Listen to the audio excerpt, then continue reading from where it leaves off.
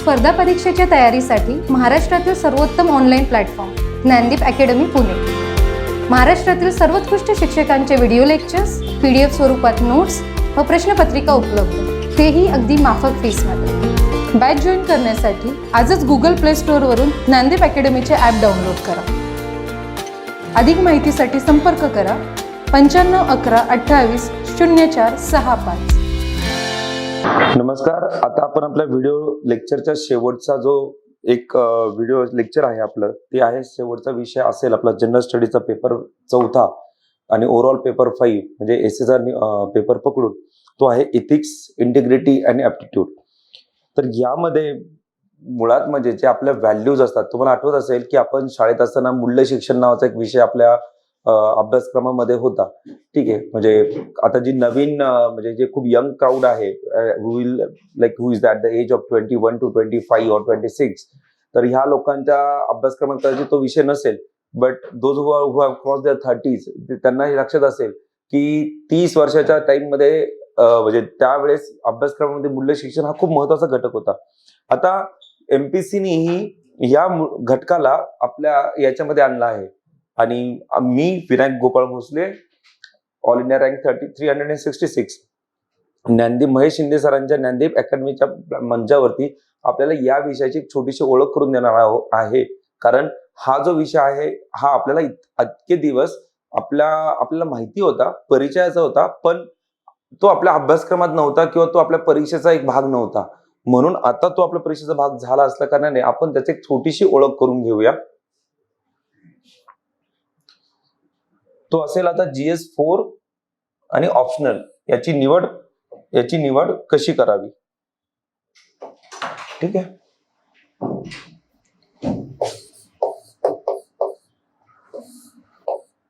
ऑप्शनलची निवड कशी करावी याविषयी आपण थोडंसं बोलणार आहोत.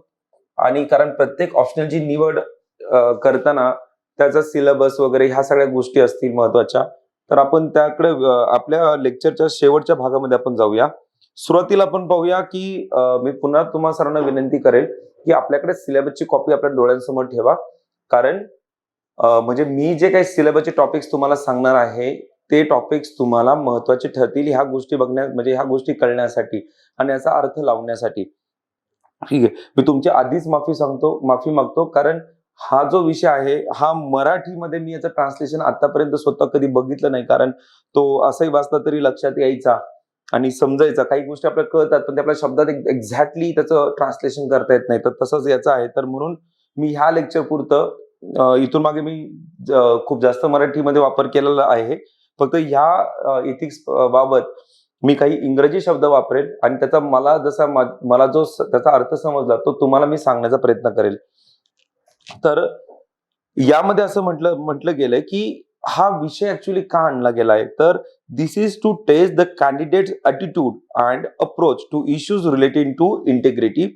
आपला जो एक स्पर्धक आहे, स्पर्धा परीक्षा तयारी करणारा, हा उद्या भावी प्रशासकीय अधिकारी होणार आहे. त्यामुळे त्याचा जो ॲटिट्यूड आहे, ॲटिट्यूड हा आपल्या सगळ्यांना कळतो आणि तो त्या दृष्टिकोनातून कसा अप्रोच करतो. पण अप्रोच कोणत्या गोष्टीकडे की तुमची इंटिग्रिटी काय आहे, एखाद्या गोष्टीत तुम्ही किती प्रामाणिक आहात किंवा तुम्ही प्रामाणिक त्याच्याशी तुम्ही किती एकनिष्ठ आहात असं म्हणता येईल त्याला. Property in life and his problem solving approach to various issues. आणि आपल्या लाईफमध्ये येणारे अनेक प्रॉब्लेम्स आहेत. हे प्रॉब्लेम सॉल्व्ह करताना आपण कशा पद्धतीने समोर जातो. आणि कारण प्रशासकीय लाईफ ही फक्त एकटीच चालणारे अशाचा भाग नाही, त्याचसोबत तुम्हाला प्रशासकीय आणि फॅमिली लाईफ अशा दोन्ही गोष्टी बॅलन्स धरून चालायच्या आहेत. तेव्हाच तुम्ही एक चांगल्या प्रकारचे अधिकारी म्हणून काम करू शकताल. आणि चांगल्या प्रकारचे अधिकारी म्हणून जेव्हा काम करू शकताल तर त्यावेळेस त्या पदासाठी झालेली आपली निवड ही सार्थ निवड आहे. कारण त्यामुळे आपण लोकांच्या कामी पडणार आहोत. कारण आफ्टरऑल आपण जे होणार आहोत ते आहोत पब्लिक सर्वंट म्हणून. आणि conflict face by him in dealing with the society. आणि सोसायटीशी डील करताना आपण कोणत्या प्रॉब्लेम्सला समोर जातो. त्याच्यानंतर questions may utilise the case study approach to determine these aspect. मग UPSC मध्ये 5 केस स्टडीज येतात की ज्या केस स्टडीज आपल्याला लिहावे लागतात की ज्यामध्ये दिलेले असतात. असा एक प्रसंग निर्माण केला जातो की आणि जसं की तुम्ही कॉलेजमध्ये आहात, त्या कॉलेजमध्ये तुमच्या लक्षात येतं की कॉलेजचे प्रोफेसर हे एक्झाम पेपर लीक करत आहेत आणि ते लीक करून काही लोकांकडून पैसे घेऊन त्यांना फायदा मिळवून देत आहे, तर अशा वेळेस तुम्ही काय करताल? तुमच्याकडे कोणकोणते ऑप्शन्स अवेलेबल आहेत? एक ऑप्शन म्हणजे तुम्ही याच्याविषयी तक्रार करताल. दुसरा ऑप्शन म्हणजे जर तुम्ही तक्रार केली तर तुम्हाला कदाचित तुमच्या विरुद्धच काहीतरी खोटी तक्रार दाखल करून तुमच्यावरतीच कारवाई होऊ शकते. तर तिसरी गोष्ट म्हणजे याच्यामध्ये तुमचे मित्र पण इन्व्हॉल्व आहेत. मग तुमचे मित्र इन्व्हॉल्व असल्यामुळे मग तुम्ही शांत बसणार का? कारण त्यांचं भांडं उघड पडल्यामुळे उद्या ही मुलं रिस्ट्रिकेट होऊ शकतात. तर अशा प्रॉब्लेमच्या वेळेस आपण कोणता इथिकल स्टँड घेतो? आपण एक आपल्या मूल्य आपल्याला काय सांगतात? आपण कशा पद्धतीने वागायला हवं? हे आपल्याला सांगतात. मग आता आपल्याला हे सांगतात आपली जी कृती असणार आहे, आपली जी ऍक्शन असणार आहे, हे तुमचे संस्कार, तुमच्यावरती झालेले आई-वडिलांपासून, शिक्षक मंडळी, तुमचं सराउंडिंग, त्याच्यानंतर तुमच्यासोबतचे असणारे मित्रमंडळी, ह्या अनेक गोष्टी त्यासोबत आपण पुस्तकातून काही शिकलो, आपण अनेक प्रकारच्या वेब सिरीज पाहतो, मूव्हीज पाहतो, यातून आपण काय उद्देश, काय बोध घेतो. कारण अशा सगळ्या घटकांचा इम्पॅक्ट माणसाच्या व्यक्तिमत्वावरती पडत असतो. Because after all it is called as a human is a social human being. ठीक आहे, man is a social human being rather. ठीक आहे, या फिर woman is a social human being, की जिचा डायरेक्टली इनडायरेक्टली कॉन्टॅक्ट आणि तिच्या व्यक्तिमत्वावरती जो प्रभाव पडतो तो सोसायटीचा पडतो. ठीक आहे, तर ह्या सगळ्या गोष्टी महत्वाच्या आहेत. म्हणून हा विषय प्रशासकीय सेवेमध्ये असावा असं ARC ॲडमिनिस्ट्रेटिव्ह रिफॉर्म कमिशन 2 यांनी रिकमेंड केलं होतं. याचा एथिक्स इंटिग्रिटीचा पूर्ण एक रिपोर्ट आहे आणि हा रिपोर्ट केल्यानंतरच याचा UPSC मध्ये पुढे याचं इन्क्लुजन म्हणजे समावेश करण्यात आला आणि आताही नुकतंच MPSCनीही याचा सिलेबसमध्ये सहभाग केलेला आहे. तत्पूर्वी आपण डिसिजन मेकिंग नावाचा जो प्रश्न होता सीसॅट मध्ये, त्या माध्यमातून फक्त 5 क्वेश्चन्स यायचे, ज्यासाठी निगेटिव्ह मार्किंग नव्हती. तर त्या माध्यमातून सुद्धा म्हणजे तुमची निर्णय घेण्याची क्षमता, तुमच्या व्हॅल्यूज, जे निर्णय तुमच्या व्हॅल्यूज किंवा तुमच्या संस्कारावरती डिपेंड असतील, तर अशा गोष्टी यावरती डिपेंड होतात. ठीक आहे, तर आता आपण विषयावरती जाऊया. तर तुम्ही सिलेबस तुमच्या समोर ठेवला असेल अशी मी अपेक्षा ठेवतो. तर त्यातला पहिला पॉइंट पहा, एथिक्स अँड ह्युमन इंटरफेस, की जे काही व्हॅल्यूज आहेत, मानवी मूल्य आणि मूल्य म्हणण्यापेक्षा ती एथिक्स आणि ह्युमन इंटरफेस यांचे कसं एकमेकांशी संबंध निर्माण होतो तो. त्यात महत्वाचं काय आहे की त्याचा एसेन्स, की त्यामध्ये ऍक्च्युली एथिक्स मध्ये काय येतं, एसेन्स. ठीक आहे, डिटर्मिनंट्स. मग त्याच्यामध्ये कोणकोणत्या अशा गोष्टी आहेत की त्या डिटरमाइन करतात, ते ठरवतात की यामध्ये अजून काय आलं पाहिजे. तसं टॉपिक असेल, आता इथिक्स आपण काय म्हणतो, तर इथिक्स बेसिकली काय असतं की जे मोरल प्रिन्सिपल्स आहेत, ठीक आहे, जे गाईड करतात ह्युमन कंडक्टला, नॉर्म्स असतात. जसं की आपण बघितलं की आपल्या कल्चरमध्ये सुद्धा किंवा आपल्या स्क्रिप्चर्स मध्ये सुद्धा अनेक अशा गोष्टी दिलेल्या आहेत की ज्या आपल्याला आपले ऍक्शन्स गाईड करतात. ठीक आहे, तर तो सगळा पार्ट हा एथिक्स मध्ये येतो. पण तो काही फिक्स असतो का? नाही. कारण प्रत्येक स्क्रिप्चर्स किंवा कोणत्या गोष्टी त्या जे सांगतात तसंच वागावं, तसं असं. कारण जसा समाज बदलतो, समाजाप्रमाणे समाजाची मूल्य बदलतात आणि मूल्याप्रमाणे आपण त्या गोष्टी आपल्या व्यक्तिमत्वामध्ये इन्कल्केट करतो.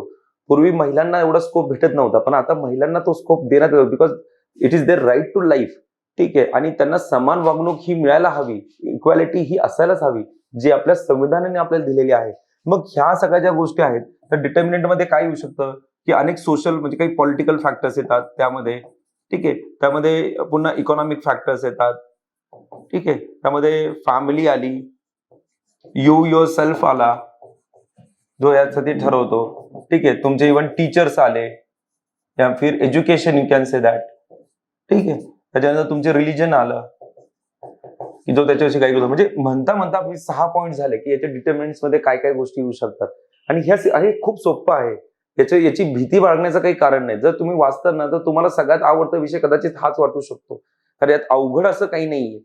याच्यात काही डेफिनेशन असतात, काही व्याख्या असतात की ज्या आपल्याला पाठ करणं किंवा आपण लक्षात ठेवणं फार गरजेचं आहे. कारण ह्या ज्या डेफिनेशन्स आहेत, ह्या आपण ज्यावेळेस आपल्या उत्तरांमध्ये लिहितो, म्हणजे डेफिनेशन्स म्हणा किंवा आपण याला व्याख्या म्हणू, ह्या ज्यावेळेस आपण आपल्या उत्तरामध्ये लिहितो, त्यावेळेस जो कोणी पेपर चेक करणारे सर आहेत किंवा प्राध्यापक आहेत, एक्झामिनर आहे, त्याला कळतं की अरे याला, ह्या व्यक्तीला हा टॉपिक जो आहे तो कळलेला आहे, आणि मग तो त्याविषयी पुढे म्हणजे तुम्हाला त्याविषयी चांगले मार्क्स देऊ शकतो किंवा बाकीच्यांपेक्षा चांगले मार्क्स देऊ शकतो. कारण कोणताही क्वेश्चन असेल तो GS 1 to 4 मध्ये असेल, त्याचा आपण बघितलं की त्याच्या डिमांड जी आहे क्वेश्चनची ती आपल्याला लिहिता यायला हवी.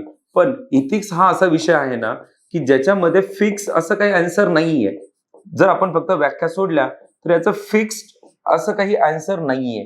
ठीक आहे. कुणी फार टेक्निकल उत्तरं लिहितात. म्हणजे टेक्निकल मध्ये काय म्हणेल मी, तर ज्यामध्ये अनेक थिंकरची नावं टाकतात की समजा कार्ल मार्क्सनी कॅपिटलिझम मध्ये काय म्हटलं आहे, किंवा सोशिओलॉजीचे जे काही थिंकर्स असतील त्यांना कोणीतरी आणू शकतं. ज्याचा कोणाचा ऑप्शनल सोशिओलॉजी असेल, कोणाचा ऑप्शनल जर पॉलिटिकल सायन्स असेल, तो त्यातले काही थिंकर्स याच्यामध्ये विचारवंत घेऊन येऊ शकतो. किंवा आपल्याला म्हणायचं झालं की स्वामी विवेकानंदांनी काय म्हटलं, ठीक आहे, डॉक्टर बाबासाहेब आंबेडकरांनी काय म्हटलं, महात्मा गांधीजी काय म्हणतात.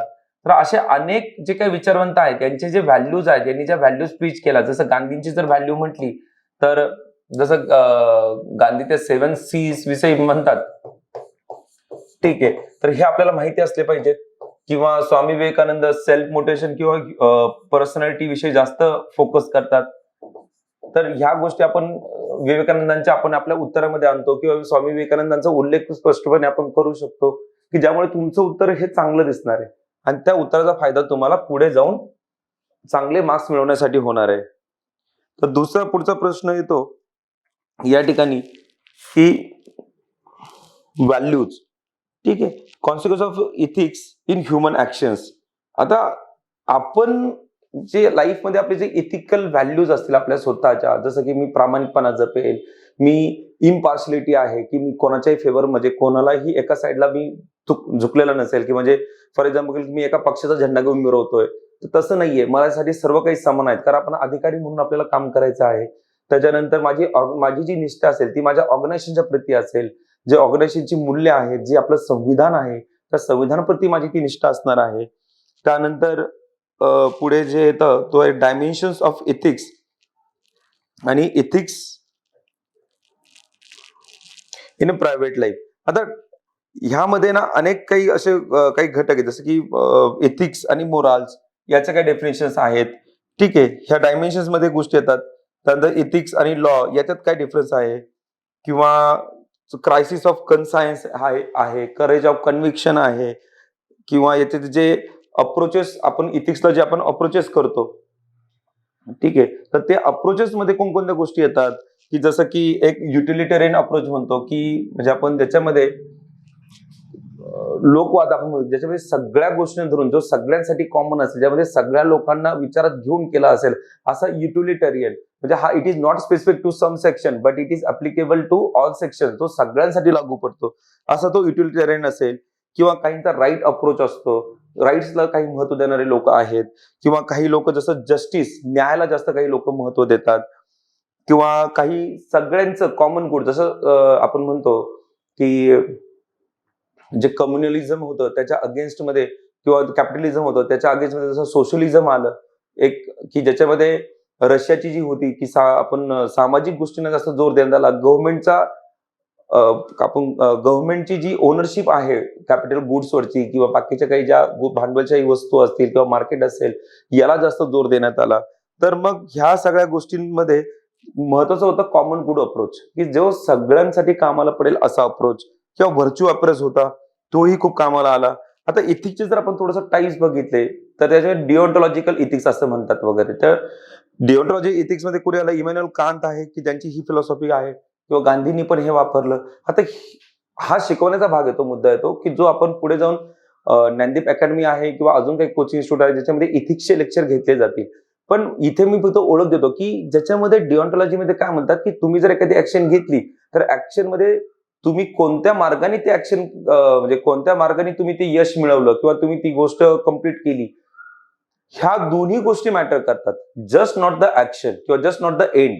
आणि टिलिओलॉजी असं एक नावाची गोष्ट आहे की ज्याच्यामध्ये तुम्हाला शेवट तुम्ही केलाय ना, मग तुम्ही कोणत्या मार्गाने पोहोचलात ते काही महत्वाचं नाही.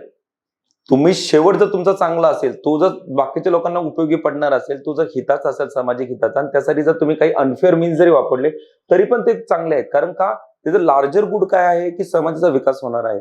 तर असे काही इथिक्स मध्ये छोट्या छोट्या कन्सेप्ट आहेत की ज्या आपल्याला न समजण्यासारख्या अवघड अशा काही नाही आहेत. फक्त त्याचं मराठीमध्ये एकदा का मटेरियल आपल्याला अवेलेबल झालं का ते तुम्हाला वाचल्यानंतर ते खूप सहज आणि सोपं वाटेल, हे मला खात्री पटते. पण पुन्हा तेच आहे की हे मटेरियल जरी मराठीमध्ये अवेलेबल झालं तर शेवटी तुम्हाला ते वाचायचं आहे. तुम्हाला त्याच्यात पुन्हा नोट्स, थोड्या शॉर्ट नोट्स आपल्याला बनवता येतील का? पण पहिल्या दुसऱ्या रिडिंग मध्ये न बनवता त्या तिसऱ्या रिडिंग मध्ये आपण बनवायला हव्यात. आणि त्यासोबतच थोडंसं इंग्लिश मधील जे मटेरियल असेल की ज्याच्यामधून काही व्हॅल्यू ऍडिशन वाल्या गोष्टी आपण मराठीमध्ये ऍड करू शकतो का? जसं की मी आता म्हटल्याप्रमाणे तुम्ही गांधींविषयी उल्लेख करताल, विवेकानंदांविषयी उल्लेख करताल. आणि हो, सगळ्यात महत्वाचं म्हणजे ज्यावेळेस आपण इथिक्सचा सिलेबस बघताल आणि इथिक्सचे प्रश्न बघताल वगैरे, तर तुम्हाला आहे ना इथिक्स मध्ये जर चांगले मार्क्स मिळवायचे असतील तर तुम्हाला ना दैनंदिन उदाहरण, दैनंदिन जीवनातील, दैनंदिन लाईफ मधील उदाहरण आपल्याला घ्यायचे आहेत किंवा लिहायचे आहेत. ठीक आहे. जर तुम्ही समजा असं काही हे लिहिलं की समजा डिओन्टॉलॉजीचा काही क्वेश्चन असला वगैरे, किंवा डिओन्टॉलॉजी पेक्षा आपण समजा टिलिओलॉजीचा काही क्वेश्चन असेल, टिलिओलॉजीचा म्हणजे ज्याच्यामध्ये म्हणतात की एंड इज इम्पॉर्टंट, आणि मग त्यासाठी ऍक्शन्स आर जस्टिफाईड. म्हणजे जर आपल्याला एंड आहे तर फॉर एक्झाम्पल की एखाद्या ठिकाणी बॉम्बस्फोट, फॉर एक्झाम्पल की वुड से, मी जर असं म्हणेल की ह्या टिलिओलॉजीचा अर्थ असा होतो की शेवट हा महत्वाचा आहे. आता शेवट समजा उदाहरण द्यायचं झालं की इंडियन आर्मी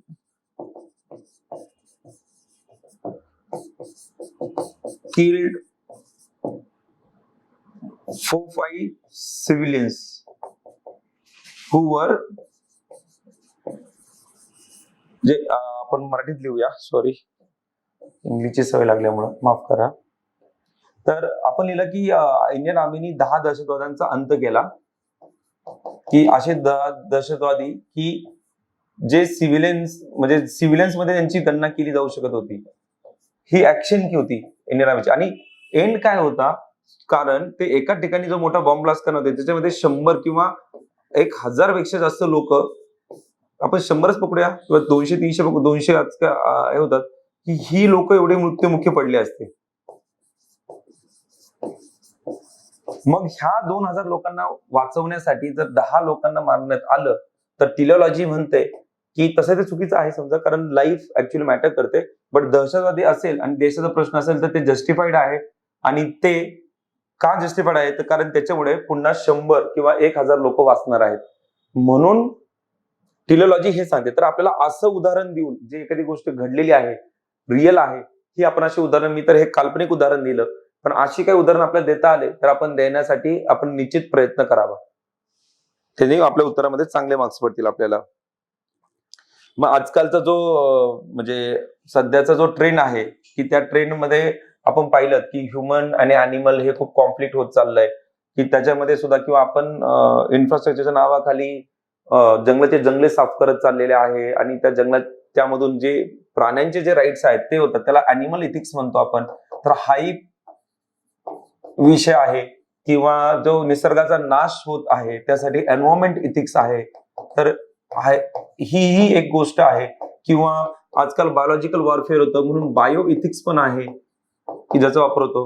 आपण कोरोना टाइम मध्ये पाहिलं की काही डॉक्टरांनी, सगळ्यांनी नाही, काही डॉक्टरांनी त्या परिस्थितीचा गैरफायदा घेतला, पेशंटला योग्य वागणूक नाही दिली, ट्रीटमेंट नाही दिली, आणि जी गव्हर्नमेंटच्या गाईडलाईन होत्या त्याच्यापेक्षा जास्त पैसा पेशंटकडून घेण्यात आला. तर अशा वेळेस जो भाग येतो तो येतो मेडिकल एथिक्स. तर तुम्ही सांगा बरं, आता मी तुम्हाला ह्या विषयाचं एका वाक्यामध्ये सांगितलं की यामध्ये अवघड काय आहे विषय समजण्यासाठी? काहीच नाही. एथिक्स मध्ये असेच सगळ्या कॉन्सेप्टचा भाग होतो किंवा सहभाग होतो. आणि या संदर्भात मग काय येतात, मग आपले व्हॅल्यूज येतात. ठीक आहे, एथिक्सच्या सोबत जी गोष्ट जोडलेली आहे ती आहे व्हॅल्यूज. आता जसं की आपण समजा जर मेडिकल एथिक्स बघूया तर याची ऑनेस्टी महत्वाची होती डॉक्टरांची. ठीक आहे, इंटिग्रिटी कशाला महत्वाची होती त्यांची, प्रोफेशनला. इंटिग्रिटी टुवर्ड्स प्रोफेशन असेल, किंवा त्यांची जी ओथ असते ती ओथ घेतात की मी म्हणजे समाजाच्या, म्हणजे असं गरिबांसाठी, म्हणण्यासाठी कोणत्याही गरजू व्यक्तीला मदत करेल त्याच्यासाठी. तर हे त्यामध्ये येतं. किंवा त्यांची आपण जर असं म्हणतो कंपॅशन त्यांचं महत्वाचं होतं. कंपॅशन म्हणजे सद्भावना पाहिजे होती लोकांविषयी, त्यांच्या परिस्थितीविषयी. ठीक आहे. तर ह्या ज्या व्हॅल्यूज आहेत ह्या गोष्टी महत्वाच्या आहेत. जसं की आपण याच्यामध्ये बघू, याच्यामध्ये पण कंपॅशन हा येतो. ठीक आहे. याच्यामध्ये लव्ह येतं, केअर येतं,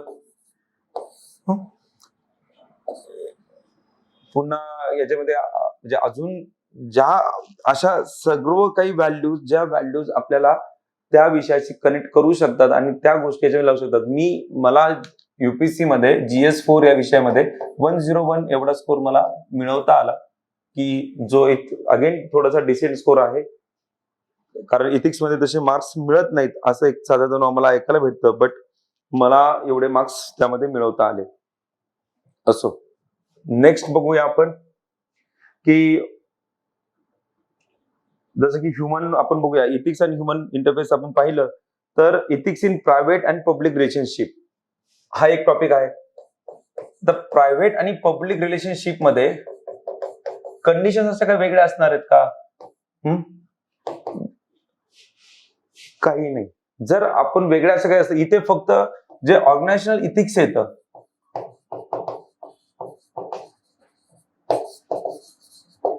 की तुमची जी ऑनेस्टी असेल, लॉयल्टी असेल, इम्पार्शलिटी असेल, इंटिग्रिटी असेल, ठीक आहे, आणि युअर 3D म्हणतो आपण त्याला, डेडिकेशन असेल, डिवोशन टुवर्ड्स ड्युटी असेल, डिसिप्लिन असेल,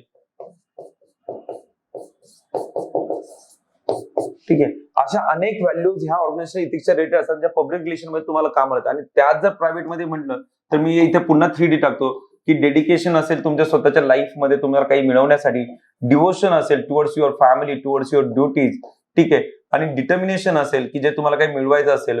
प्लस प्रायव्हेट लाईफ मध्ये जर अजून काय प्रायव्हेट ऑर्गनायझेशन असेल वगैरे, तर त्यामध्ये सुद्धा ह्या व्हॅल्यूज येतात. आणि जर पर्सनल इथिक्स नावाची गोष्ट येते, की जे तुमचे वैयक्तिक इथिक्स असतात, की जे तुम्हाला हे करायचे, जसं की उद्या तुम्ही अधिकारी आहात, पोलीस अधिकारी, आणि या ठिकाणी तुमच्या वाईफची तब्येत खराब आहे आणि तुम्हाला कामावर पण जायचं आहे, तर तुम्हाला दोन गोष्टी बॅलन्स करायच्या आहेत. एक तर ऑर्गनायझेशनल एथिक्स आणि पर्सनल एथिक्स. पर्सनल एथिक्स सांगतं की to stand by and take care of your family, आणि ऑर्गनायझेशन एथिक्स म्हणतं की to go and perform your duty. तुम्ही जा आणि तुमची ड्युटी परफॉर्म करा. मग यामध्ये कोणती गोष्ट आपण कशी बॅलन्स साधणार आहे? असं आहे का आपण हे सोडणार आणि हे करणार, किंवा हे सोडणार किंवा हे करणार? दोन्ही गोष्टी महत्वाच्या आहेतच की, पण यामध्ये बॅलन्स कसा साधता येईल हे आपल्याला मात्र बघायचंय. ठीक आहे. तर आता आपण याच्या पुढच्या भागावरती जाऊया. त्याला आपण कॉन्स्टिट्युशनल, ह्या ज्या गोष्टी आहेत त्या आहेत कॉन्स्टिट्युशनल इथिक्स म्हणून, की परिस्थिती अनुरूप आपण काय ऍक्शन घेतो. ठीक आहे. तर त्यामध्ये ह्या गोष्टी मोडल्या जातात, ज्या इंडिव्हिज्युअल लेवल असतात, ऑर्गनायझेशन लेवल असतात, आणि एक सोसायटी लेवल असते. ह्या दोन लेवल झाल्या, आणि थर्ड लेवल विल बी, तिसरी लेवल आहे ती आहे सोसायटी लेवल. ठीक आहे.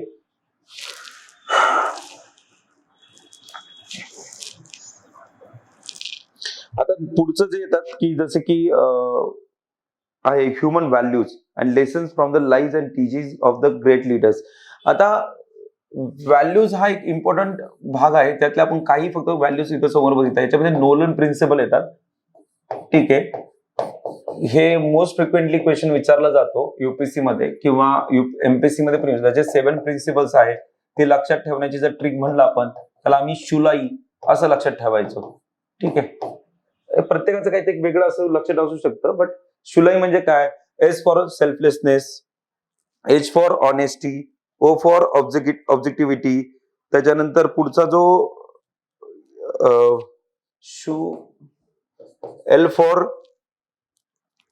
Leadership, then A for accountability, I for integrity. ठीक आहे. आणि this O is for openness.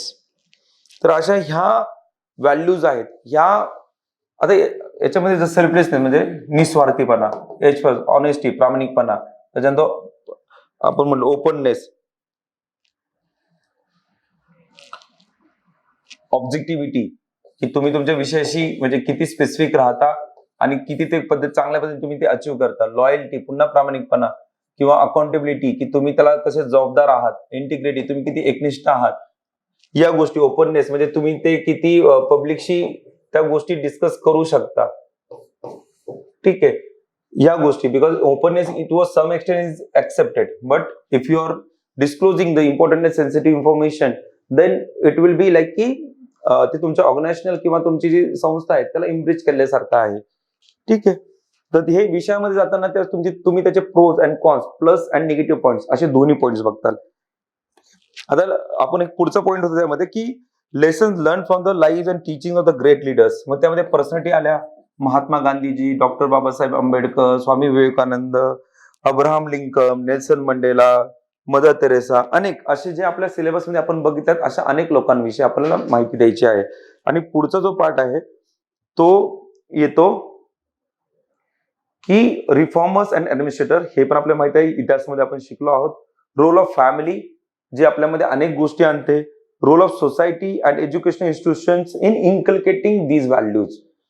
आता एज्युकेशन मध्ये आपल्याला माहिती आहे की स्पोर्ट्स नावाची जी ऍक्टिव्हिटी आहे, ही ऍक्टिव्हिटी तुमच्यामध्ये लिडरशिप क्वालिटीज डेव्हलप करते. ठीक आहे. एक अधिकारी गुण आपल्यामध्ये आणते. कोणते अधिकारी गुण आणते?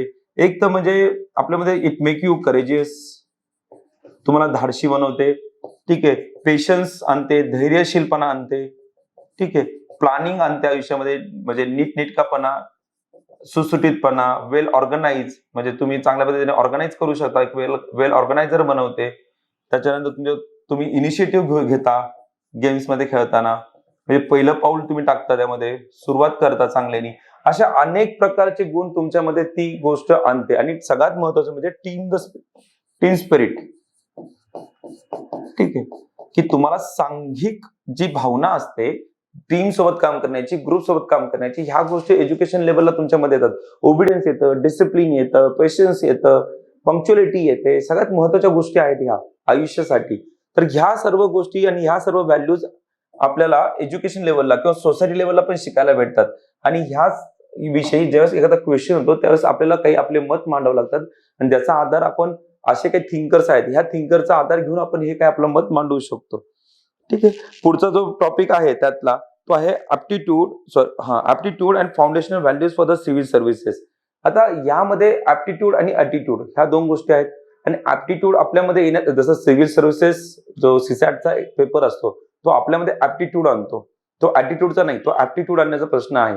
तर तसाच जो ऍप्टिट्यूड सिव्हिल सर्व्हिसला लागतो तो लागतो एकनिष्ठपणा. म्हणून सिलेबसमध्ये दिलेल्या ज्या मेन व्हॅल्यूज आहेत, इंटिग्रिटी, एकनिष्ठपणा, तुमची इम्पार्शियलिटी, की तुम्ही कोणाच्याही बाजूने नाही आहात, आणि नॉन पार्टिसनशिप, म्हणजे तुम्ही कोणासोबतच अलाइन नाही आहात, इव्हन तुमच्या घरच्यांसोबत पण नाही, जर तुमचं काम करण्याची पद्धत येते. ऑब्जेक्टिव्हिटी, ज्या काम सांगितलं त्या कामापेक्षा तुम्ही एकदम स्पेसिफिक आहात. डेडिकेशन टू पब्लिक सर्व्हिस, पब्लिकशी काम करण्यासाठी तुम्ही पूर्ण डेडिकेटेड आहात. एम्पॅथी म्हणजे काय, तर आपल्याला एका दिवशी वाटतं ती सिंपथी, पण आपण जेव्हा स्वतःला त्याच्या ठिकाणी ठेवून पाहतो आणि मग जे आपल्याला कळतं त्याला म्हणतात एम्पॅथी. ठीक आहे. टॉलरन्स आहे, सहनशीलपणा आहे, आणि कंपॅशन आहे टुवर्ड्स द विकर सेक्शन. की कंपॅशन म्हणजे की तुम्हाला त्यांच्याविषयी सहानुभूती वाटते, तो केअर पण वाटते.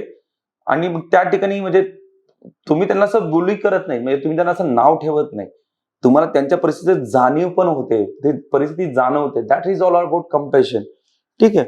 मग ह्या व्हॅल्यूज आपल्याला येतात, म्हणजे असं डायरेक्टली व्हॅल्यूज, पूर्वी युपीएससी मध्ये डायरेक्टली व्हॅल्यूज एक्सप्लेन करायला यायच्या, पण हल्ली काय करतात, ते आपल्याला एखादं स्टेटमेंट देतात आणि त्या स्टेटमेंटच्या माध्यमातून त्यांना ह्या सर्व व्हॅल्यूज आपल्या उत्तरामध्ये अपेक्षित असतात. मग अशाच जर पद्धतीने जर एमपीएससीने प्रश्न फ्रेम केला तर आपल्याला ही तीच डिमांड क्वेश्चनची पूर्ण करावी लागणार आहे, आणि त्या पद्धतीने उत्तरं लिहिण्याची आपल्याला प्रॅक्टिस करावी लागेल. पुढचा जो भाग आहे public service values and ethics in public administration.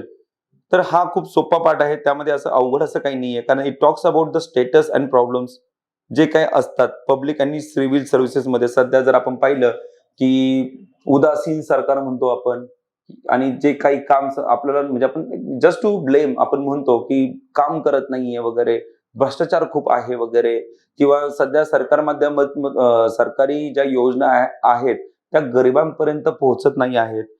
तर मग त्यासाठी इथिकल कन्सर्न्स काय आहेत, तर मग जी आपल्याकडे आधीपासून हायरार्की आहे आधीपासून, तर ही हायरार्की मध्ये रेड टॅपिझम जे आहे,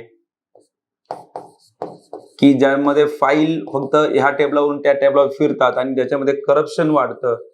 तर करप्शन वाढल्यामुळे ज्या आपण सुरुवातीच्या पब्लिक सर्व्हिस व्हॅल्यू पाहिल्या, integrity, impartiality, non partisanship, openness, objectivity, जे नोलनचे 7 प्रिन्सिपल असतील, तर ह्या व्हॅल्यूज कशा कॉम्प्रोमाइज होतात. तर ह्या गोष्टींना रिलेट म्हणजे आपल्या सिलेबसचा पहिला पॉईंट असेल आणि चौथा पॉईंट असेल, एथिक आणि व्हॅल्यूज म्हटलं तर ह्या सगळ्या गोष्टी आपल्या कुठेतरी at the back of our mind असायला हव्यात आणि ज्या आपण आणण्याचा प्रयत्न आपल्या उत्तरामध्ये करायला हवा. बळजबरी नाही, जिथे ते लागू पडेल तिथेच तो आणण्याचा आपण प्रयत्न करायचा आहे. ठीक आहे. आता जसं पुढचं आहे की laws, rules, dilemmas in government आणि प्रायव्हेट इन्स्टिट्यूशन जे होतात, हे काम माझं नाही, हे काम तुमचं आहे. या संदर्भात काही लॉ येतात, जे एन्व्हायरमेंट प्रोटेक्शन ऍक्ट आला किंवा आता जर समजा अजून एखादा कायदा आला तर त्या कायद्यामध्ये कोणाचे अधिकार हिरावून घेतले जातात का किंवा कोणाचे अधिकार इम्ब्रीच झालेत का. तर जसं की आपण बघितलं, एक शेड्यूल्ड ट्राईब्स ड्वेलर्स ऍक्ट आहे, prohibition scheduled tribes rights act I think 2006चा आहे, की ज्याच्यामध्ये त्यांना फॉरेस्ट राईट त्यांना रिस्टोअर करण्यात आले, because their livelihood is depend on forest. ठीक आहे. मग असे काही ऍक्ट असतात की जे इथिकल गोष्टींना डोक्यात म्हणजे इथिकल गोष्टींना मनामध्ये डोक्यामध्ये ठेवल्या तर बॅक ऑफ युअर माइंड ठेवून फ्रेम केले पण जातात. त्यामध्ये फक्त तोच एक नाही पण बाकीचा पण भाग बिकॉज बाकीचा पण भाग विचारात घेतला जातो, कारण आपण सध्या जो महत्वाची गोष्ट जर आपण केलं असेल ते आहे, आपल्याला गरजेचा आहे तो इन्क्लुझिव्हिटी किंवा inclusiveness and sustainable development. Just not development, आपल्याला कशी पाहिजे सर्वसमावेशक आणि शाश्वत.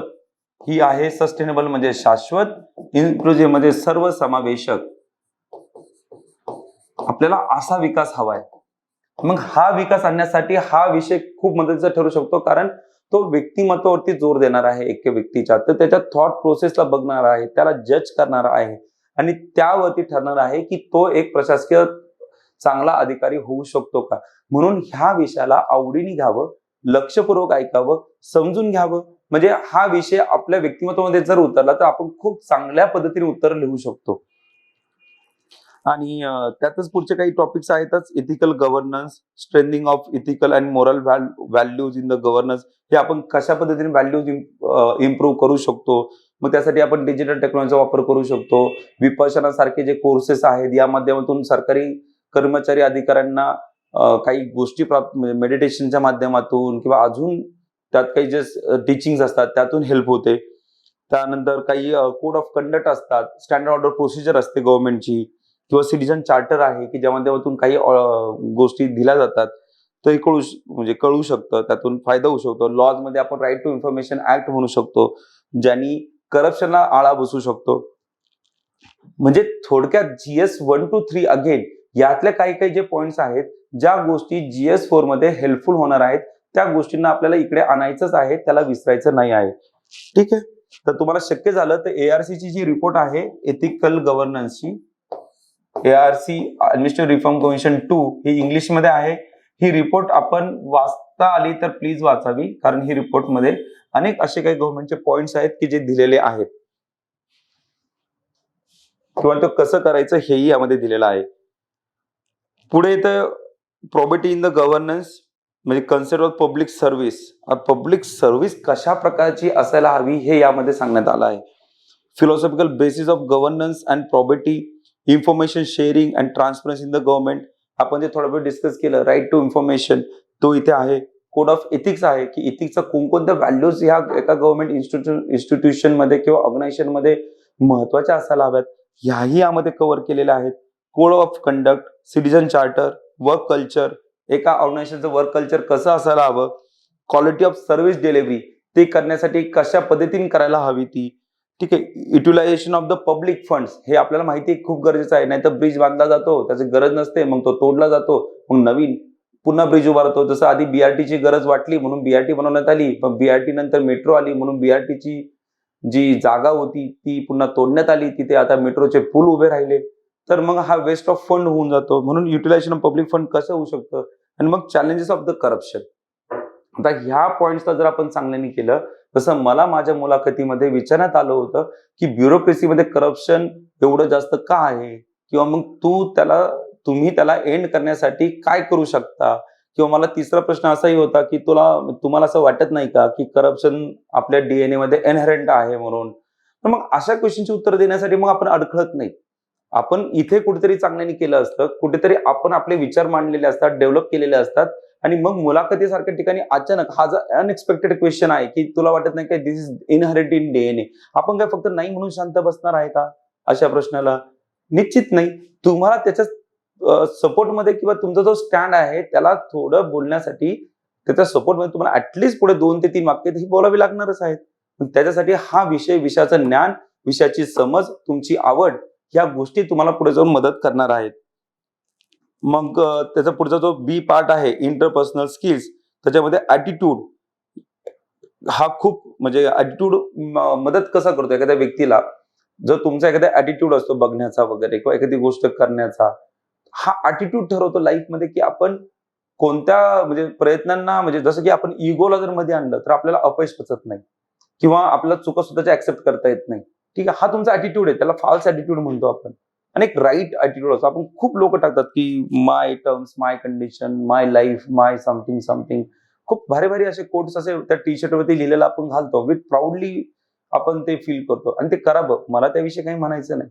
बट ज्या वेळेस आपला राईट फ्रेम ऑफ माइंड असेल, एक राईट ऍटिट्यूड असेल, तर त्यावेळेस आपल्या आयुष्यामध्ये आपण लव्ह, ठीक आहे, कंपॅशन,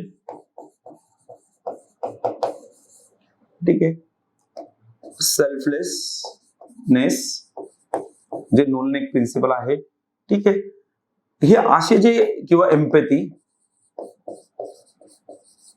आणि सगळ्यात महत्वाचं म्हणजे तुमचा प्रोग्रेस हा तुमच्या राईटेस्ट ऍटिट्यूड वरती खूप डिपेंड करतो. आणि हे करण्यासाठी अल्टिमेटली वी ऑल ज्यासाठी आपण धडपड करतो हॅपीनेस साठी किंवा सॅटिस्फॅक्शन, जे कधी मिळणं अशक्यच आहे अशी गोष्ट, कारण आपल्या गरजा नेहमी वाढत जातात, त्या हिशोबाने आपलं सॅटिस्फॅक्शन आपल्यापासून दूर जात जातं. आणि ते ऍक्च्युली इथिक्स मध्ये खूप महत्वाचं आहे. तर या संदर्भात ऍटिट्यूडचे जे पुढचे सब पॉइंट्स आहेत, हे तुमचे थॉट्स, रिलेशन, पुन्हा पॉलिटिकल ऍटिट्यूड आहे, सोशल इन्फ्लुएन्स आहे, तुम्ही ते परस्युएशन कसं करता, सोसायटीला कसं परस्युएड करता. आता तुम्ही पाहताल यातले जे टॉपिक आहेत हे फक्त तुम्हाला एक उत्कृष्ट अधिकारी म्हणून काम करण्यासाठी नुसतं सहाय्यच करणार नाहीये, तर ऍक्च्युली ते तुम्हाला तुमच्याकडून ते चांगल्या पद्धतीने काम पण करून घेईल. ठीक आहे, पण हा पुढचा मैलाचा टप्पा आहे. त्याआधी आपल्याला परीक्षा पास करायची आहे. परीक्षा पास करण्यासाठी हे जे छोटे छोटे पॉइंट्स आहेत, सब पॉइंट्स आहेत, हे सब पॉइंट्स आपल्याला त्याच्या व्याख्यासह त्याची समज आपल्याला झाली पाहिजे. त्याला व्हॅल्यू ऍडेड करण्यासाठी त्या पॉइंट मध्ये कोणता थिंकर येतोय का, कोणता सोशल रिफॉर्मर मी त्यामध्ये टाकू शकतो का, समाज सुधारक त्यामध्ये त्यांचं काही वाक्य मी टाकू शकतो का, कोणी फॉरेन ऑथर असेल त्याला आपण टाकू शकतो का. तर ह्या गोष्टींचा बारकाईने विचार करायचा आहे. ठीक आहे. आता contribution of the moral thinkers and philosophers from India and the world, याविषयी आपण बोललोय की यांचा आपण इन्क्लूड करू शकतो. आणि मोस्ट इम्पॉर्टंटली आता सगळ्यात शेवटचा जो क्वेश्चन्स आहे तो म्हणजे केस स्टडीज, की ज्या युपीएससी मध्ये 120 मार्काला येतात. तर ह्या केस स्टडी मध्ये आपण आतापर्यंत जे शिकलो,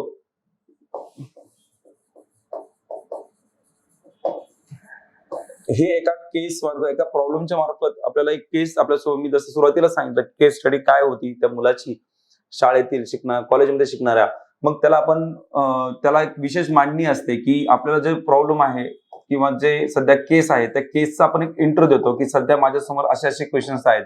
मग त्याला म्हणतो आपण इथिकल स्टेक होल्डर म्हणतो, की याच्यामध्ये स्टेक होल्डर कोण आहे, तर शाळेचा प्रिन्सिपल, कॉलेजचा प्रिन्सिपल, किंवा तो जो कोण प्रोफेसर आहे तो प्रोफेसर्स, ठीक आहे, टीचर्स, त्याच्यानंतर स्टुडंट्स, ठीक आहे, त्याच्यानंतर तुमचं देन यू युअर सेल्फ, हे झाले त्याचे स्टेक होल्डर्स. मग त्याच्यामध्ये डिलेमा काय आहे तुमचा, म्हणजे तुमच्यासमोर कोणते अडचण आहे, कोणतं कन्फ्युजन आहे, की तुम्ही काय ऍक्शन घ्यायला हवी, हे तुमचे 3 डिलेमा तुम्ही लिहिताल. आणि मग लिहिताल तुमचे ऍक्शन मध्ये तुम्ही फर्स्ट ऍक्शन लिहिताल की मला जो करतो की I will like I will do so and so, तुम्ही ते लिहिता म्हणजे मी हे करेन, किंवा माझ्याकडे आता हा म्हणजे याचे पुन्हा प्लस पॉईंट आणि निगेटिव्ह पॉईंट जर तसं आपल्या केस स्टडीमध्ये दिले असतील की त्याचे अनालाइज करा म्हणून, किंवा त्याला आकलन करा असं दिलं असेल, किंवा ते युक्तिवाद लिहा असं सांगितलं असेल, तर त्यानुसार आपण त्याचे प्लस मायनस पॉईंट आपण लिहू, नाहीतर आपण ते लिहिणार नाही. फक्त आपली जी ऍक्शन असेल ती लिहिल, किंवा 4 माझ्याकडे जे ऑप्शन्स अवेलेबल असं विचारतात की what are the options available, तुमच्यासमोर उपस्थित असणारे काय काय ऑप्शन्स आहेत हे लिहा. मग आपण 1, 2, 3 ऑप्शन लिहितो आणि मग लिहितात की तुमचा बेस्ट ऑप्शन कोणता असेल, मग त्यातला आपला आवडीचा आपण एक बेस्ट ऑप्शन लिहितो आणि त्याला आपण जस्टिफाय करतो पूर्ण. ही झाली तुमची केस स्टडी. सिंपल, एवढे अवघड नाही. पण ह्या केस स्टडीमध्ये जर आपल्याला चांगले मार्क्स मिळवायचे असतील तर आपल्याला त्यामध्ये व्याख्या, ठीक आहे, त्याच्यानंतर थिंकर्स आणि त्यांच्या कन्सेप्ट, त्याच्यानंतर इथिकल वर्ड्स जे आपण सिलेबसमध्ये वाचून वाचून आपले पाठ होऊन जातील, आणि त्या व्हॅल्यूज, ह्या व्हॅल्यूज आपण आणणार आहोत. आपण जेवढा हा पाठ चांगला करू, हा पाठ आणि हा पाठ आपल्या एथिक्स मध्ये आपल्याला चांगले मार्क मिळवून द्यायला, त्यासोबतच एसे मध्ये आपल्याला मार्क्स मिळवून द्यायला खूप हेल्पफुल ठरतो. म्हणजे फक्त याला इथे सोडायचं नाही, त्याला आपण निबंधामध्ये पण घेऊन जाणार आहोत, त्याच्यामुळे त्याचा फायदा तिथेही होणार आहे. ठीक आहे, तर साधारणतः यामध्ये एथिक्स मध्ये ह्याच सर्व गोष्टी येतात. स्पर्धा परीक्षेच्या तयारीसाठी महाराष्ट्रातील सर्वोत्तम online platform Gyandeep academy Pune. महाराष्ट्रातील सर्वोत्कृष्ट शिक्षकांचे व्हिडिओ लेक्चर्स, PDF स्वरूपात नोट्स व प्रश्नपत्रिका उपलब्ध, तेही अगदी माफक फीसमध्ये. बॅच जॉईन करण्यासाठी आजच गुगल प्ले स्टोअरवरून ज्ञानदीप अकॅडमीचे ॲप डाउनलोड करा. अधिक माहितीसाठी संपर्क करा 95 11 28 04 65.